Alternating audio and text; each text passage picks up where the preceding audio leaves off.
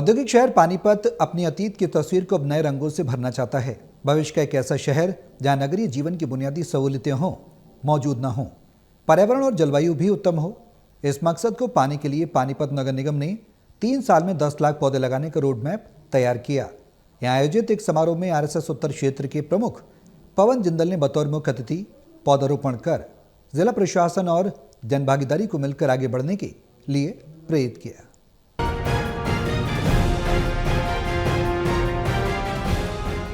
हरियाणा के औद्योगिक और दिल्ली NCR के शहर पानीपत की अतीत की तस्वीर को बदलने और भविष्य का अद्भुत पानीपत बनाने की कोशिश शुरू हुई है। मंगलवार को शहर के सेक्टर 18 से ग्रीन पानीपत मिशन की शुरुआत हुई, जिसके तहत नगर निगम अगले 3 साल में पानीपत में 10 लाख पौधे रोपित करेगा।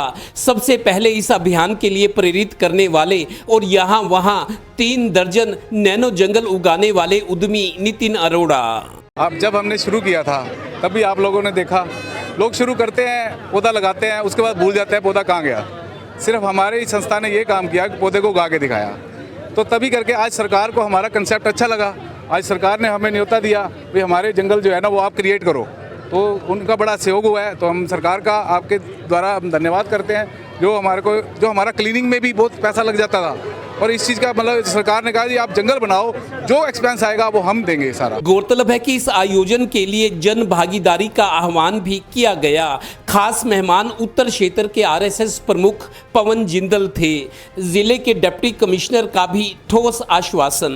बच्चे आपके औलाद सुख देना थे, लेकिन वृक्ष जरूर सुख देंगे आपको भी और आपके बाद में। ये तो निश्चित है, क्योंकि बच्चा तो स्वास्थ्य हो सकता है, जो पेड़ पौधा कोई भी प्रकृति की ऐसी जो वस्तु है वो तो निर्बाध भगवान ने पानी, जल, पृथ्वी, हवा ये सब मुफ्त में सबको दिया, बराबर दिया, किसी को भी कम नहीं दिया। बाबूजी ने पहले बता दी थी, साकार क्यों नहीं होगा, जरूर होगा।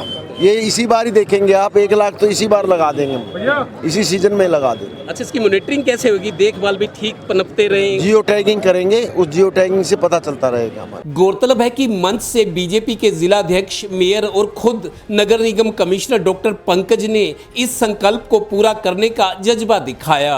आप सबको अपनी ओर से, अपनी पार्टी की ओर से आपको ढेरों शुभकामनाएं देता हूं इस पावन और पवित्र कार्य के लिए। और आओ आज इस शुभ दिन के अवसर पर हम संकल्प लें कि आज हम जो पौधे लगाएंगे उनकी देख रेख भी करेंगे। इस पानीपत को हरा भरा बनाने का अभियान डॉक्टर पंकज यादव जी ने उठाया है। मैं उनका बहुत बहुत धन्यवाद करती हूँ। एक अधिकारी होते हुए उन्होंने नगर निगम के लिए आपके पानीपत को हरा भरा बनाने का जो एक अभियान चलाया है। सर, मैं आपको बताना चाहूँगा कि पानीपत नगर निगम अगले 3 साल में 10 लाख पौधों का हमारा टारगेट है, उसको बड़ा अच्छे से हम पूरा करेंगे। और जैसा कि आज सुबह भी आपने हमें मार्गदर्शन दिया था कि न केवल पौधे लगाएं बल्कि पौधों को पालें। जो वहाँ पर आसपास लोग रहते हैं जिम्मेवार, उनकी भी जिम्मेवारी बनती है ताकि उन पौधों की देख रेख में वो कोई कोताही ना बरते, उसमें उनका पूरा साथ दे, पूरा सहयोग करे।